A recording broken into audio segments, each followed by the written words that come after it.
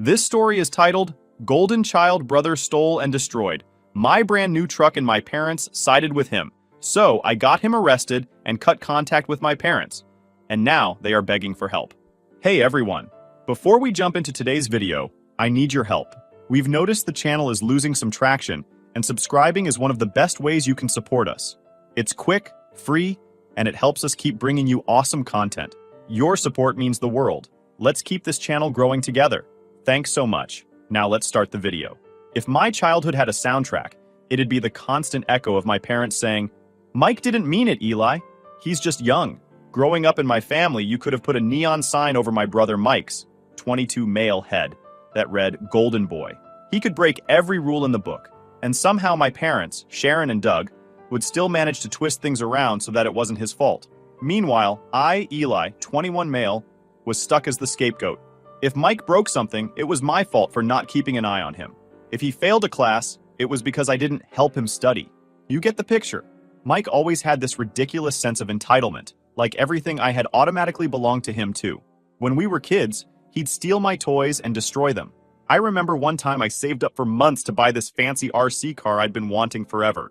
The thing was awesome, super fast, sleek design, and even had working headlights. Mike begged me to let him play with it, and like an idiot, I gave in. He smashed it into a curb within 5 minutes and laughed about it. When I ran to my mom crying, she just said, "Boys will be boys. You can't expect him to be careful at his age." He was 12, old enough to know better. By the time we were teenagers, the theft got worse. Mike would take my clothes, my money, even my bike. He once rode my bike to school and left it out in the rain for 3 days because he forgot where he parked it. I found it rusted and trashed in a ditch. When I blew up at him, my mom just sighed, "You need to share, Eli. You're brothers." Meanwhile, my parents acted like I was some kind of charity case they were being forced to support.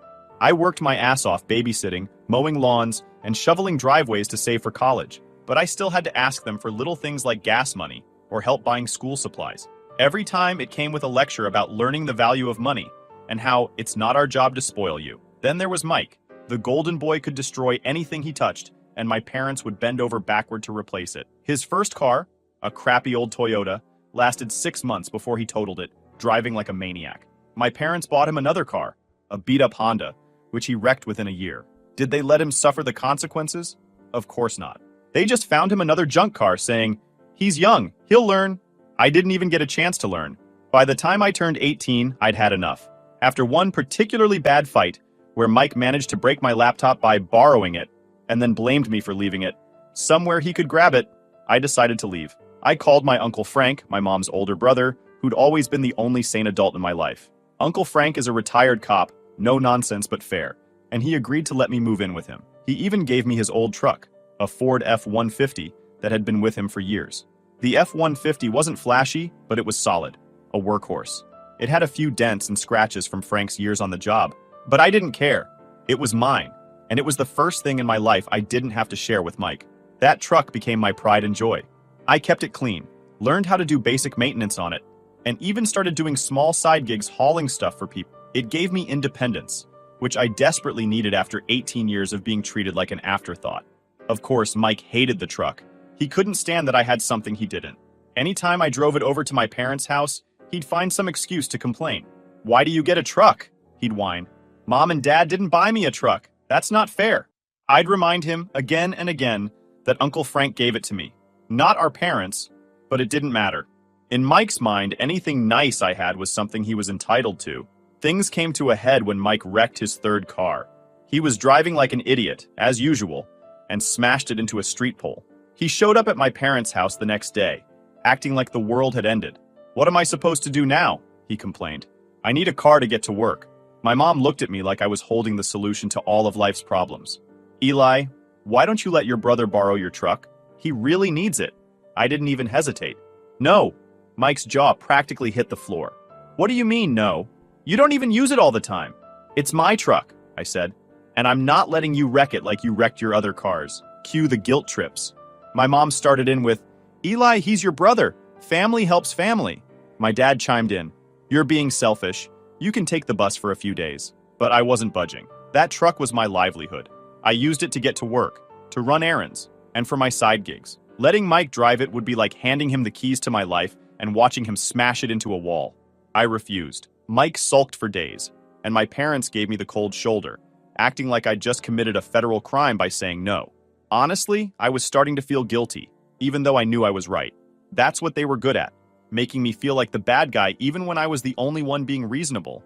I thought that was the end of it. I should have known better.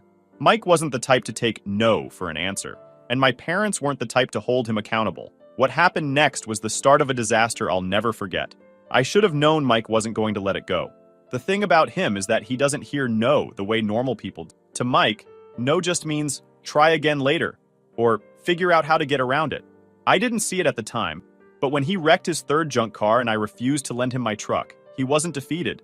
He was planning his next move. A few days after our argument, I was leaving work and heading to the parking lot. I always parked my truck in the same spot, a little further out where fewer cars would be around to ding it. But when I got there, my truck was gone. At first, I thought maybe I'd parked somewhere else and just forgot. But after walking the entire lot twice, it hit me. Mike. I don't know how, but I knew. I called him immediately. He picked up after a few rings, sounding way too casual. Hey bro, what's up? Where's my truck, Mike? I asked, trying to keep my voice steady even though I was seeing red. Oh, don't worry about it. I just borrowed it for a bit. I'll bring it back soon, he said, like it was no big deal. Are you kidding me? Bring it back right now, or I'm calling the cops. You're overreacting, he scoffed. It's just a truck. I hung up and started pacing. How the hell had he even gotten into my truck? I always kept the keys with me, and there was no way he'd hotwired it. Mike wasn't exactly a criminal mastermind. That's when I remembered something I'd read online about spare keys. Some models of F-150s had keys that were easy to replicate if you knew the VIN number. The realization made my blood boil. Mike had actually gone out of his way to buy a key just so he could steal my truck. About 30 minutes later, he pulled into the lot, grinning like this was all some hilarious prank. My truck was filthy, mud splattered all over the sides, fast food wrappers littering the passenger seat, and a faint smell of cigarettes in the air. Mike climbed out like he'd done me a favor. See?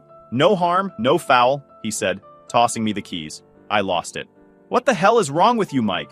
You stole my truck. You trashed it. Relax, it's not a big deal, he said, shrugging. I needed a ride to work. You weren't even using it. Are you insane? I snapped.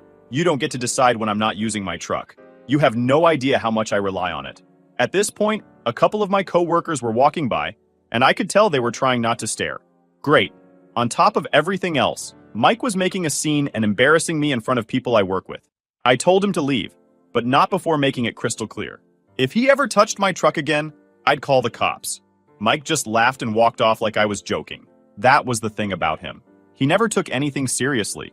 He always assumed that if he pushed hard enough, someone else would clean up his mess. That night, I called Uncle Frank and told him what happened. I was half expecting him to lecture me for not calling the cops right then and there, but instead, he just sighed. I'm not surprised, he said. Your brother's been getting away with this crap for too long. You've got to set some boundaries. He offered to help me install a GPS tracker in the truck, just in case Mike tried something like this again.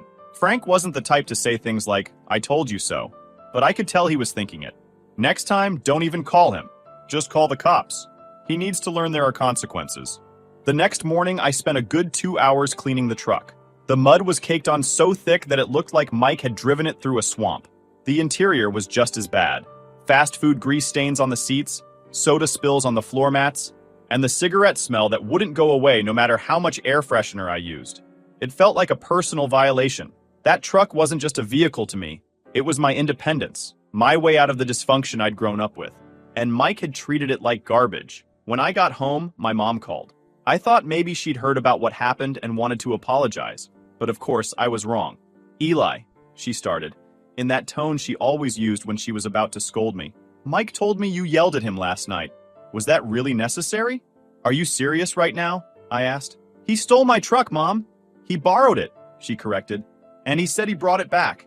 You didn't need to make such a big deal about it. He didn't borrow it. Borrowing implies permission. He stole it. And he trashed it. You're being so dramatic, she said, sighing like I was the problem. You know how hard things have been for him lately? He's your brother, Eli. Family helps family. I hung up on her. I couldn't deal with the mental gymnastics anymore. No matter what Mike did, they always found a way to justify it. And no matter how much I stood up for myself, they always made me feel like I was the bad guy. For a few weeks, things were quiet. Mike avoided me, Probably because he didn't want to deal with another argument, and my parents gave me the silent treatment. Part of me thought maybe they'd finally realized I wasn't going to roll over anymore, but the truth was, they were just waiting for the next opportunity to put Mike's problems on my shoulders. Uncle Frank's advice was starting to make more sense. If Mike ever pulled something like this again, I wasn't going to argue or negotiate.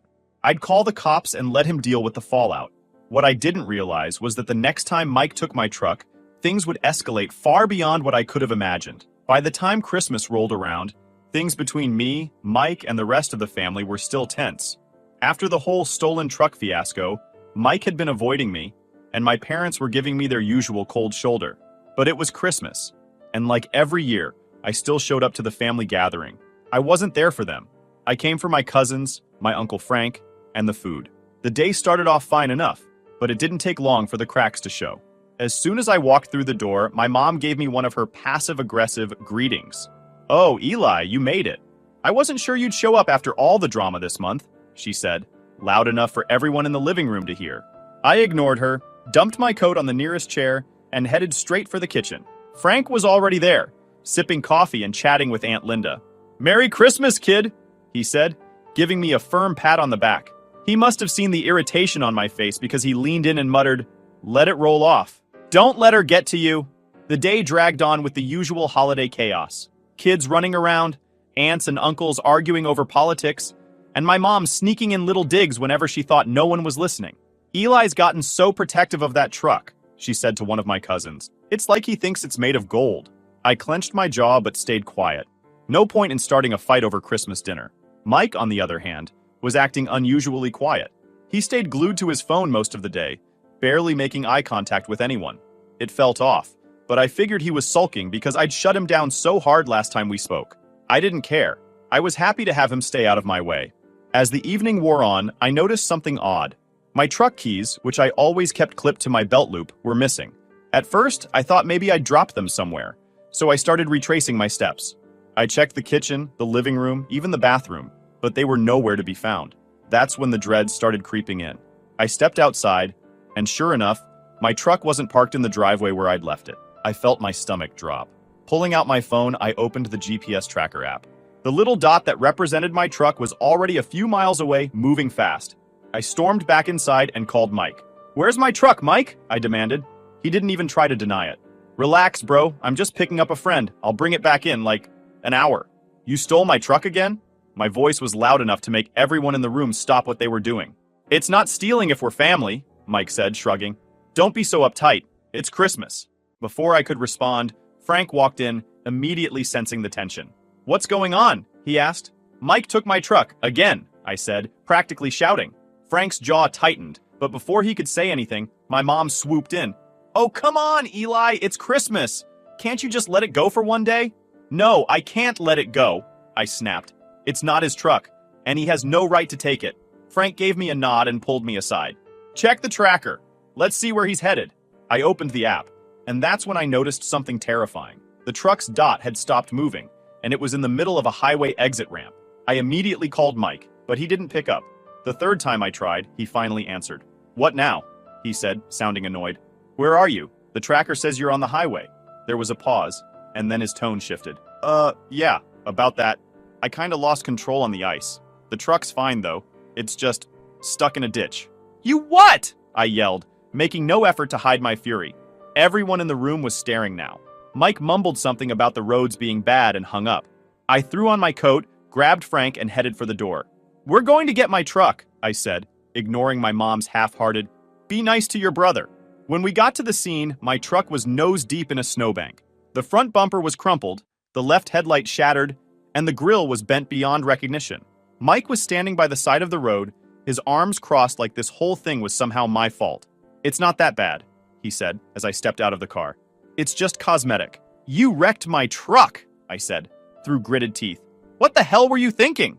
"The roads are icy," he shot back. "It's not my fault." At that moment, a police cruiser pulled up behind us, lights flashing. I wasn't surprised. Someone probably called it in. The officer stepped out, looked at the truck, then at Mike. "What happened here?" he asked. Before Mike could say a word, my mom and dad pulled up in their van, rushing over like they were here to save the day. "Officer, this is all a misunderstanding. my mom started. Eli was driving and... Don't even start, I cut her off. Mike stole my truck. I have the GPS logs to prove it. The officer raised an eyebrow and turned to Mike. Is that true? Mike stammered, but Frank jumped in. He's been drinking too. You might want to check. Sure enough, they gave Mike a breathalyzer and he failed. He was cuffed on the spot for driving under the influence and driving on a suspended license. My mom started wailing, begging the officer to be reasonable, but Frank shut her down. Enough, Sharon. Let him face the consequences for once. I stayed silent as they loaded Mike into the cruiser. My truck was pulled out of the ditch, but the damage was done. As we drove back to the house, Frank glanced over at me. Next time, don't wait for him to screw up. Call the cops the moment he pulls this crap. He was right, but this was just the beginning. Mike wasn't done causing chaos, and I was far from done dealing with it. The ride back to the house after Mike's arrest was dead silent. My parents sat in the front of their van, probably stewing over how unfair it was that Mike got arrested. Frank and I were in the back seat, and he looked as calm as ever. That's one thing about Frank. Nothing rattles him. But me? I was pissed. Not just at Mike, but at my parents for enabling him for so long. They hadn't said a word to me, but I knew what was coming. The moment we walked through the front door, my mom spun around, her face red with anger. How could you let this happen to your brother? She hissed. I stared at her in disbelief. Let this happen? He stole my truck, wrecked it, and was drinking while driving on a suspended license. That's on him, not me. He's your brother, she snapped. You should have handled this privately, not dragged the cops into it. Frank stepped in before I could explode. Sharon, your son broke the law. Multiple laws. This isn't something you can sweep under the rug. Don't talk to me like I don't know how to handle my own children, Frank, she shot back. You've always played favorites with Eli, making Mike look like the bad guy. Frank laughed dryly. Mike doesn't need help looking like the bad guy. He does that just fine on his own. Before she could respond, my dad chimed in. Look, let's all calm down. Mike made a mistake, but we're family. We need to stick together. I couldn't hold it in anymore. Stick together? You've been covering for him his entire life. You're not helping him. You're enabling him. My dad shook his head like I was the one who didn't get it. He's had a rough time, Eli. You wouldn't understand. Life's been harder for him. Harder for him, I scoffed. He's been handed everything while I've had to work for everything I have. And look where it's gotten him. Arrested. Again. Frank raised a hand. Enough. This isn't going anywhere. Eli, go cool off. Sharon, Doug, you need to take a long, hard look at how you've been handling Mike, because the cops aren't going to let him off so easy next time. I didn't bother waiting for their response. I grabbed my jacket and went out to the garage to check on my truck. It had been towed back while we were still at the station, and seeing it up close made my blood boil all over again. The front bumper was mangled, the left headlight smashed, and the grille looked like it had been hit with a sledgehammer. The interior wasn't much better. Mud everywhere, and that same stale cigarette smell Mike had left the last time. It's just cosmetic, Mike had said. Like that was supposed to make it okay. The next day, I got a call from Mike. Somehow, he'd managed to get access to a phone from the county jail. I let it ring a few times before picking up. What do you want? Eli, I'm so sorry, man, he said, his voice trembling a little. This was all just a misunderstanding. I rolled my eyes. A misunderstanding? You stole my truck, wrecked it, and got arrested for a DUI. What part of that is confusing? He sighed. Look, I screwed up. I know that. But I need your help. Here it was, the real reason he called. What do you want, Mike? Bail me out, he said, as if it were the most reasonable request in the world. Mom and Dad don't have the money and... No, I cut him off. I'm not bailing you out. Eli, please, he begged. I can't stay in here. It's awful. These guys, they're rough. Maybe you should have thought about that before you stole my truck, I said coldly. You're on your own. I hung up before he could respond. A few minutes later, my mom called. Eli, you need to bail your brother out. Why can't you or Dad do it? I asked. We don't have that kind of money right now, she admitted. You know we've been helping him get back on his feet. I laughed bitterly. Helping him? You mean enabling him? Number, I'm done. Eli, don't be like this, she pleaded. He's your brother, and he's a grown man who needs to face the consequences of his actions, I said. Don't call me about this again. I hung up and blocked her number for the rest of the day. Later that evening, Frank came by with some news. So, turns out Mike's not just looking at a DUI. He's also facing charges for driving on a suspended license, reckless driving, and theft. Theft? I asked, surprised. Yeah, Frank said with a shrug. Technically, he stole your truck, and since you didn't give him permission, the cops added it to the list. For a second, I felt a pang of guilt. But then I thought about all the times Mike had taken advantage of me. all the excuses my parents had made for him, and all the crap I'd put up with. Good, I said. Maybe this'll finally teach him a lesson. Frank gave me a small nod of approval. We'll see. Knowing your parents, they'll try to smooth it over. Sure enough, my parents did just that. Over the next week, they scrambled to pull together money for Mike's bail, borrowing from family and even dipping into their retirement fund. When they finally got him out, he came straight to their house, looking like he'd been through hell. Mike didn't say a word to me when I stopped by to grab some things I'd left in their garage. He just sat on the couch, staring at the floor. Part of me wanted to believe he'd finally learned his lesson, but deep down, I knew better. The fallout from Mike's arrest came fast and hard, and for once, I wasn't the one cleaning up his mess. He'd been charged with driving under the influence, driving on a suspended license, reckless driving, and theft. My parents did their usual scramble to shield him from the consequences, but this time it wasn't enough. The court wasn't buying their excuses. Mike's legal troubles piled up like snow in a blizzard. The judge didn't go easy on him, and while Uncle Frank had managed to get the DUI reduced to reckless driving, the rest of the charges stuck. Between court fees, fines, and mandatory probation check-ins, Mike was looking at thousands of dollars in penalties. The financial side of things hit Mike harder than the legal consequences. Now, with his license suspended and no real way to pay off his debts, the cracks in his entitled facade started to show. At first, Mike tried to lean on my parents to foot the bill for everything, like he always did, but even their resources were running dry. They'd already spent most of their savings bailing him out, and when he hit them up for cash to cover his probation fees, they finally put their foot down, sort of. "Mike, we can't keep doing this," my mom said one evening, when I stopped by to pick up some of my tools. She was sitting at the kitchen table with a stack of bills in front of her, looking more stressed than I'd ever seen her. "We've already borrowed from your Aunt Linda just to keep up with your court costs." Mike, sitting across from her with his arms crossed, looked annoyed. "So what am I supposed to do? I can't work without a car, and I can't pay the fines if I'm not working." "Well," my dad chimed in, trying to be the voice of reason, "maybe it's time to sell some of your things." The look on Mike's face was priceless. You'd think they just asked him to sell a kidney. "Seriously? You want me to sell my stuff because of one little mistake?" "It wasn't one mistake, Mike," I cut in from the doorway.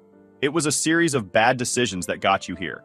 Maybe it's time you face the consequences." He glared at me but didn't say anything. It was clear he didn't have a leg to stand on. Over the next few weeks, Mike's financial situation got worse. With no income and no car, he was forced to take a part-time job at a local pizza place as a delivery driver. The irony wasn't lost on me. Mike, the self-proclaimed golden boy, reduced to delivering pizzas on foot and borrowing my parents' ancient minivan when absolutely necessary. He hated every second of it. One time, when I was visiting Uncle Frank, Mike showed up to drop off a pizza order. The look on his face when he saw us was worth every headache he'd ever caused me. Frank gave him a little wave and said, "Good to see you working, Mike. Keep it up." Mike mumbled something under his breath and practically sprinted back to the minivan. I couldn't help but laugh. For the first time in his life, Mike was being humbled, and I was here for it. Despite everything, my parents couldn't fully let go of their golden boy. They continued to make excuses for him, even as they struggled to cover their own bills, thanks to all the money they'd thrown at his legal troubles. "Your brother's trying his best," my mom said one day when she called me, clearly fishing for sympathy. "You don't understand how hard this has been for him." "Hard for him?" I said, incredulous. "It's been hard for you because you keep cleaning up his messes. Maybe if you let him deal with this on his own, he'd finally learn something." "You don't know what it's like to have a child in trouble," she shot back. "You'd do the same thing if you were a parent." "No," I said firmly. "I wouldn't. Because I'd raise my kid to take responsibility for their action. Something you've never done with Mike." That shut her up, at least for a moment. But I knew it wouldn't last. My parents were too deep in their enabling ways to change now.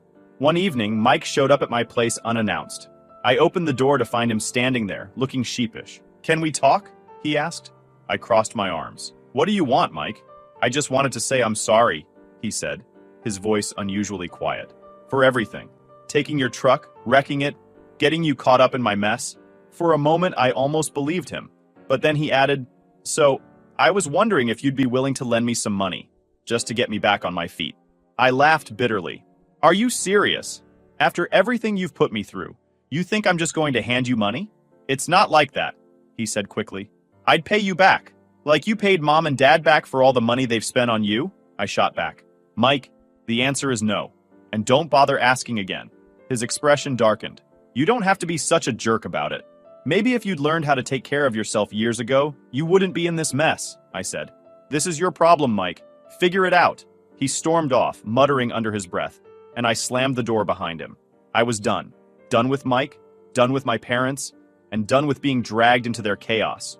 As Mike continued to struggle with his financial and legal troubles, I started to feel something I hadn't felt in years. Peace. For once, I wasn't the one cleaning up his mess. I wasn't the one being blamed for his failures. He was finally being forced to face the consequences of his action, and it felt good. Karma has a funny way of catching up to people, and it looks like Mike's finally getting his share. The fallout from Mike's antics didn't just hit him.